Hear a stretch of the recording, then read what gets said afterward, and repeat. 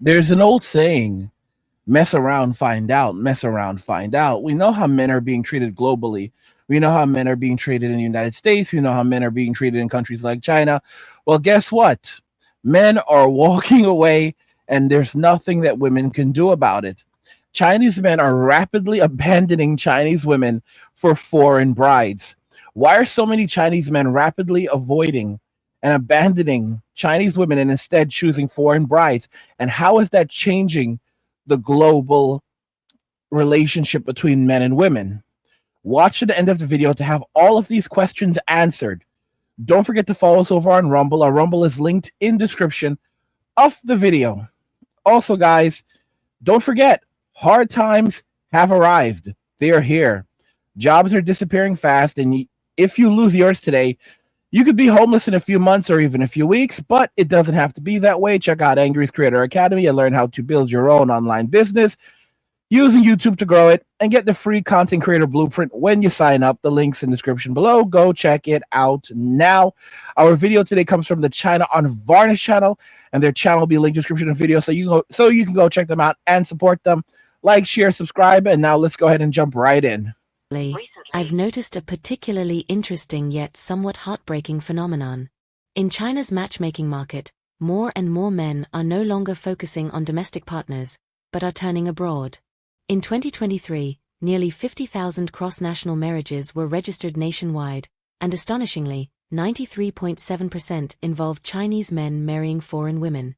In some villages in Yunnan, 9 out of every 10 cross-national couples are Chinese men with foreign brides. Why is it that Chinese men no longer want to struggle in the domestic marriage market? Today, let's talk about this both painful and realistic social phenomenon. 外国媳妇儿零彩礼杀进中国，有人急眼了。 Foreign brides with zero dowry are sweeping into China, and it's causing a stir. Why? Because they don't want cars, they don't want houses, they don't want dowries, which, in the eyes of some people, is simply ruining the market. Some Russian women, for not asking for a dowry, have even been heavily criticized, accused of disrupting the market. Many male compatriots have spoken up, saying foreign brides, especially those from Southeast Asia, are hardworking, have few demands, and are genuinely suitable for settling down. In China, especially for rural young men who want to get married, dowries worth hundreds of thousands of yuan, along with cars and houses, often drain their entire savings, making it impossible to afford marriage. Marrying a foreign bride is both a necessity and an escape. However, many women oppose the introduction of foreign brides, claiming that language barriers and cultural differences will inevitably lead to conflicts. They argue that men should not just be looking for bargains without considering whether they are truly compatible. Thus, Chinese men and women are in an ongoing heated debate. But You see, women in China, women in Western society believe that they own us. They believe that they own us men, and that they can do with us what they wish, just like the state, because they are agents of the state. And now that men are finding it out, men are basically walking away from dating and relationships. Men are refusing to pay dowries, and they call it a bride price. But if you replace the D with a B, what do you get? A bribe price. You basically have to pay a bribe to be in a relationship with them. How foolish is that? And the price that you're actually paying, it's the marriage in of itself. It's a contract between the man, the state, and the woman, and it's a pyramid structure. So at no point do the man and the woman ever touch. It's a contract between the man and the state. And even after the man divorces the woman, he is still under contract with the state, who can enforce the contract against him. You want to know how much of it is a contract? The US government actually patented marriage. They patented the contract of marriage, like I believe it was back in the early 1900s. Marriage is a patented thing. How insane is that? And then people are like, "Oh, it's about love." No, it's literally about money, little bro. It's about money. It's a 100% business operation, a money making scheme, an evil money making scheme at that. where men are taken advantage of. Is from the United States Patent and Trademark Office. It is the blueprint of a marriage. Did you know the states patented a marriage? Yeah. For all those of thinking about getting married or are married, this is for you. Or those that are divorced, it's still for you. See, the state is the primary in the contract. The state joins with the husband and then enjoins with the wife. There is no direct line connection between the husband and the wife. What's the ENJ? Enjoins. Enjoins. Joins and enjoins. Enjoins just means second position joinery. Okay? So the state joins with the husband, enjoins with the wife. There's no direct line between the husband and the wife. That is a broken line. Any architect or engineer will tell you that a broken line on a blueprint is a beam that bears no weight. And they put God on that line. So God bears no weight in the contract. When you get married with the state, God bears no weight in the contract. The state is the primary contract holder under the doctrine of parens patriae. And if the husband wants to deal with the wife, they have to go through the state. If the wife wants to deal with the husband, they have to go through the state, and so on.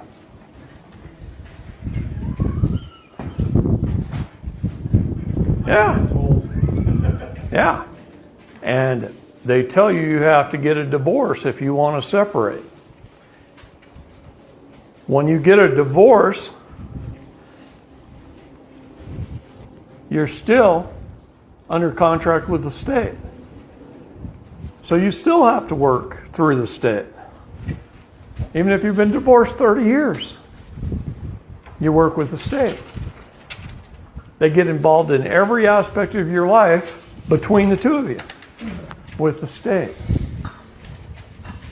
So the moment you get married, you are no longer free. It is basically eternal SLAVERY. You will always be at the beck and call of the state. You will always be under terms and conditions by the state. This is the reason why women can go to court 30 years after they were married and still try to sue former partners for compensation, saying that, well, the marriage ended 30 years ago, but I still need more. And the guy's like, I became wealthy after we broke up. And the state's like, nah, little bro, you can give her some money, because they want their cut too. They want their cut too, because women operate as agents of the state. Okay, it's a sick, because you have to remember that, ownership, authority over women transferred from men to the state. So the state is basically their administrator now. The state has the authority over them. They are in cahoots with the state. And basically, in exchange for in exchange for helping to extract wealth and resources from men and reallocate it to the state, women are then rewarded for this. One of the things he doesn't point out is that while there is no contact between men and women, it all goes through the state. There's another part left out: children. There is no contact between men and their children. That also goes through the state. Those children are not yours. Those children belong to the state. Those children are under the authority of the state. You're not even an agent. Women are agents of the state. You're not even an agent. You're an administrator. The state is in control. So basically, you own nothing. You don't even own your relationship. Everything is controlled by the state. And it is designed like that to separate you from other people. It separates the man from the wife. But if you notice, what it also does is it separates the man from God. It takes God out of the equation. God gave us the earth. He gave us planet Earth. Think about it. He gave us a planet where there was plenty of water if we knew where to look for it. All we had to do was dig in the ground, make wells. There's water for us. If we wanted food, we could grow it from the earth. We could raise animals. We could collect rainwater. In many states today, in the US alone, it is illegal to collect rainwater because the states themselves or specific entities within the states have the exclusive rights to all water in the state. They have the exclusive rights to water. It is illegal to collect rainwater because there are groups in the state who have bought out the right to rainwater. So you have no right to drink the water that falls from the sky. You have no right to collect it and to drink it. So think about this. If someone owns all the land, if someone owns all the rain that falls from the sky, you own nothing. Eventually, they will tell you that someone also owns the very air that we breathe. Do you not see how downright insane and desperate the situation has become?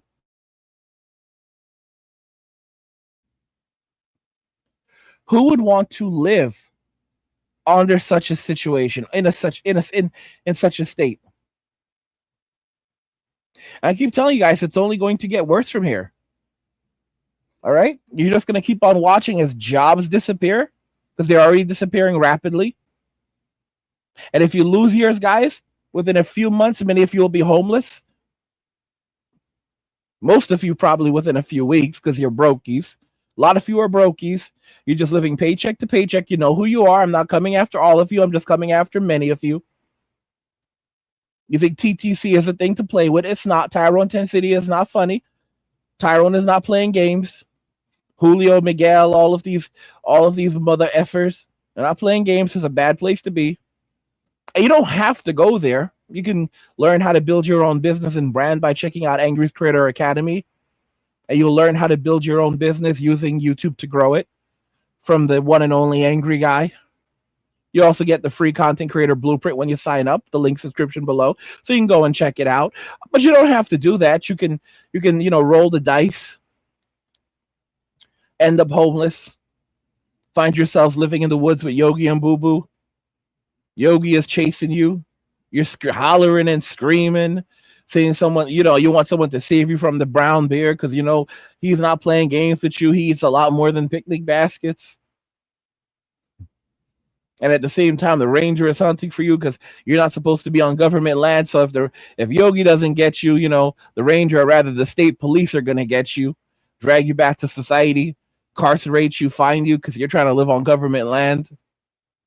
And that's not your land. You don't own that land. You're not supposed to be on that land. Some of y'all think you're free agents, like I'm a sovereign citizen. No, but you find out exactly who owns you, and who owns what when you when you try to step out of modern society and step on government land. Telling y'all, you don't even own the land. You don't even own the property that you presumably own. You want to make changes. You own a piece of land somewhere, right? You want to make changes to it? Nope. You want to live on it? Nope. You have to get permission. You want to you want to park an RV on it? Nope. They'll tell you to move it. They'll tell you to move it. A lot of people try this. They try putting an RV on a piece of land that they purchase. All right. They're like, well, if it's on wheels, then they can't force you to move it. Yes, they can. And yes, they will. They'll tell you that you cannot live in an RV on the land that you've purchased, not without permits and permission. Because the idea is you will always have to pay the landlord to live. That's it. The true landlord of everything is the state. No one ever owns anything. It's the state and the corporations. When they can own the rainwater, when they can own the rights to all water in the state, even the rainwater, you own nothing at all. I want y'all to really let that sink in. And as AI is replacing all of these jobs, the only jobs that are going to be available are the ones that you build for yourselves. And learning how to build something for yourself, how to market, how to talk, how to grow something. You don't need 1,000, so you don't need 1 million subscribers on YouTube. A lot of you can build a business and a brand with 500 subscribers or less and make a full-time living with a little bit of guidance, which is what I'm providing. So you don't have to end up being Ty's girl. All right, Tyrone, Ty's girl. All right, because Tyrone, like I said, when Tyrone is hungry, he's gonna eat. He's the king of. Tyrone is the king of Tent City. When he's hungry, he's gonna eat. When he's thirsty, he's gonna drink. When he wants some loving, he's gonna get some loving. Because he's the king of Tyrone is the king of Tent City. He's gonna rule Tent City with an iron fist. And a lot of y'all, he's gonna rule over you. He's gonna rule over you. All the arguments, the reality is that marrying foreign brides has become a major trend. In 2018, the number of Chinese men marrying foreign women surpassed the number of women marrying foreign men for the first time. In 2019, 29,000 men married foreign women, 10,000 more than women marrying foreigners. In 2020, 10,504 men married foreign women, while only 7,137 women married foreign men. This means that nearly 60% of cross-national marriages are men marrying foreign women. In Guangxi, the situation is even more exaggerated. 92% of cross-national marriages are local men marrying foreign women, most of whom are Vietnamese brides. There's a saying in the area, "Can't marry a local woman?" Here come the Vietnamese brides. They don't want dowries, don't want houses, and can handle the kitchen and living room. Why? Because the average monthly salary in Vietnam is only around 2,200 yuan. For young men in China who earn less than 10,000 yuan a month, the local matchmaking market may not be competitive, but for these Southeast Asian women, a salary of 5,000 yuan is a downgrade, and marrying a Chinese man is a substantial improvement in living standards. They don't care about dowries, cars, or houses. As long as they like each other, they are eager to marry Chinese men. Not just Southeast Asia, women from Russia and other countries are also flocking over. Did you know? I'll tell you something very interesting that people don't understand. People don't understand attraction. For example, if you go to a country like Ireland, right? You go to a country where there's typically only one specific group of people. It doesn't really matter, if you go to a country where, you know, there's only one specific group of people. You go to Japan and you're a white guy or a black guy or even a Hispanic guy. To the Japanese people, you look exotic. You look exotic. It's the same thing with Filipinos. But in the Philippines, you go to their country, you look exotic to them. Just like how, we'll look at a person who's mixed race, right? Or, they have multiple ethnicities. They're mixed. In the United States, you'll say, wow, this person looks really exotic. And that's kind of attractive. That's how they view people from other ethnic groups in these countries very often. They view you as exotic, and that makes them attracted to you. So you're basically a scarcity there. So a lot of these women who are Russian, Italian, they're coming from these countries. They're coming from places where there are no Asian people. There are no Asian people. There are very, very few Asian people. So they go to China, and the Chinese men are exotic to them. And in terms of culture, the cultural differences are not that significant because they're both westernized and they're both looking for, at least in terms of the men from China and the women from countries like Russia or Italy, and they're looking for traditional gender roles. They're looking for relationships built on trust among people who actually like each other and want to build something together. Another thing is, many of these women, they like the type of lifestyle. They like the idea of living on a farm in rural China and having a home there and working the land. It's fun for them. They get to have exotic children. They become a part of a community. This is something that people are very, very desperate for. Having a community. There are still communities in China. There are still communities in these rural areas. So you have an entire community to support you. You don't have to raise your children by yourself. There's always something to do. You don't have to be glued to your phones and smartphones all the time. And you have a relationship with someone who genuinely cares about you. That's a big shift. So of course they want these men. Of course they want these men. There's the saying, go where you're appreciated, go where you're celebrated. What's happening now is you have women who appreciate these men and who celebrate these men coming to China. So now they're coming to these countries, flying out to these countries, and taking these men because they want these men. And there's not a damn thing that women in these societies can do about this because they treat these men so poorly. They figure that they will never, that these men have no other options. But what they don't comprehend is that they're the ones who are running out of time. Women have a very short cycle to find a man. From the time they turn 18 to around 28, that's their period. I didn't say 30, 18 through 28, that's their period. Optimally 25. 35 is a geriatric pregnancy. A man, on the other hand, who's 40 years old, he's in his Goldilocks years. That's when women are looking at him and saying he's mature.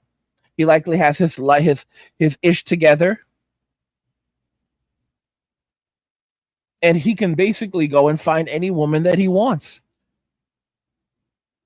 It's outside of these toxic Western environments. It's a whole different world, guys. A whole different world. And this is only going to lead to more. It's going to lead to continued shifts in gender relationships as men gain leverage in the world and women lose leverage socially. It's basically the pendulum swinging from left to right. It's swinging far left and it's going to swing far right before it ever settles somewhere in the middle. Before we can ever see anything such as a reset. You don't just have 50 to 60 years of shaming and bashing one specific gender and persecuting one specific group and then think that everything is going to disappear. There's no such thing as feminism got us everything that we wanted, now let's fight it together. Feminism got us everything that we wanted, now let's fight for one another, which, as I told you, what women would say is it doesn't work like that, sis. They want to keep all of the spoils that feminism, the ill-gotten gains that they were awarded as through feminism, but they don't want to face any of the consequences. And that's not how life works because women are shielded from every bad thing in the world by men and the state. But as the state is no longer shielding them and men will no longer shield them, they will be left to the mercy of the world. And nature is cruel. Let me know what you guys think, and we'll talk about it in the comments. Like the video if you like it. Don't forget to subscribe. And if you like the video, share the video. And just remember that all roads lead to MWA, men walking away. And cheers. Nothing says you care like crypto. Nothing can compare. Nothing says you care like crypto. Oh, nothing can compare to crypto.